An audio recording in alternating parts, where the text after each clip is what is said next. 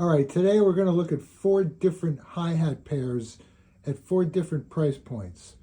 So starting over here, the cheapest are the Meinls. I believe they're like $70 or thereabouts. Then next to those, we have the Paiste 802. These, as far as I can tell, have been discontinued, but you can pick them up used. I happen to pick up this pair on Craigslist for $100. Then we have the Zildjian Quickbeats. What's unique about these is there's no bell on the bottom cymbal, and you can obviously see there are 4 air holes. So these list for roughly $430. And then these Sabian HH hi-hats. Now, I've had these for decades, and there's a little confusion. I don't think you can buy these exact cymbals anymore, but they do have Sabian HH cymbals on the Sabian website for sale for $660. Yet I've also seen them on Amazon for $392. So I'm a little confused about what's actually going on with this particular model of hi-hat. All right, so let's get into it.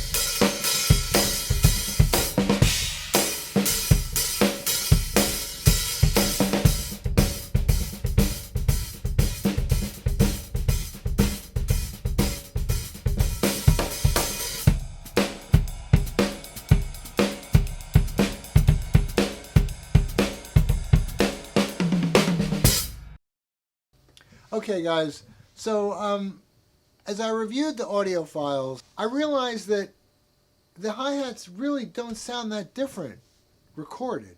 So, and I'm sure many of you know this, drums sound way different recorded than they do if you were standing in the room that the drums are being played in. And that has to do with signal chain, mic choice, preamp, interface. There's just a lot of factors that can color the sound of recorded drums, and that's also true with cymbals and hi-hats. So for whatever reason, I didn't hear as big a difference between these 4 different hi-hats as I hear when I'm actually playing them. So I'm not sure that this video is going to be very useful. So I want to give you my thoughts, and maybe that'll help you decide. So starting with the Meinl 13-inch, what is it, HBC, whatever the hell, I don't even know, whatever. I'll put it up on the video somewhere. They are the most inexpensive hi-hats that I could find. I used them on a gig and was not happy. So I wouldn't recommend them. I think for practicing they're really good, and even for recording, I was actually surprised at how good they sound recorded. I didn't expect that, but live, I gotta tell you, it was not fun. Now, the 14-inch Paiste 802s, I was very pleasantly surprised. I did not expect them to sound as good as they sound. So if you can find a pair of those used, I would say pick them up. You won't be disappointed. Now that brings me to the Zildjian Quickbeats. I've never used those on a gig. I bought those exclusively for the studio. I've used them on many sessions, both here and in other studios, and they just record really well. What can I say? They have really nice, pristine high-end that I love. They're also $430. You know, that's not cheap. And then my Sabian 14-inch HH, which stands for hand hammered, I believe. Now, I bought these decades ago, so I have no idea what I paid for them. I know that they were expensive. The new version of these retails for roughly $630. That is not cheap. That's an expensive pair of hi-hats. It's hard for me to justify spending that much money. Nonetheless, they're really great hi-hat cymbals. They sound really good. They're very versatile and all that. So, I can't correlate the cost of these 4 different hi-hats to the sound quality of them. I think that that's out of proportion. So here's really my point. It's really the player. It's not the gear. I played these hi-hats the way I would use hi-hats, and I'm going to bring my own style to that. Your mileage may be different depending on the type of gigs you're doing, the way you play, your vocabulary, all that. So it's really hard to try and be objective about any of this, but I'm going to stick with what I said. The player is way more important in terms of how good or bad something sounds than the actual gear. So I would say don't worry about it. Get what you can afford. The only area where I think you really have to consider spending a lot of money is on cymbals. I'm okay with getting lower end drum shells because I know how to tune them and I know what heads to use. I'm okay with, you know, the Paiste 802s obviously, but when it comes to cymbals, both crash cymbals and ride cymbals, yeah, you really can't skimp on those. You really need to spend a fair amount of money. So I would save your money for your cymbal purchases and not worry about anything else.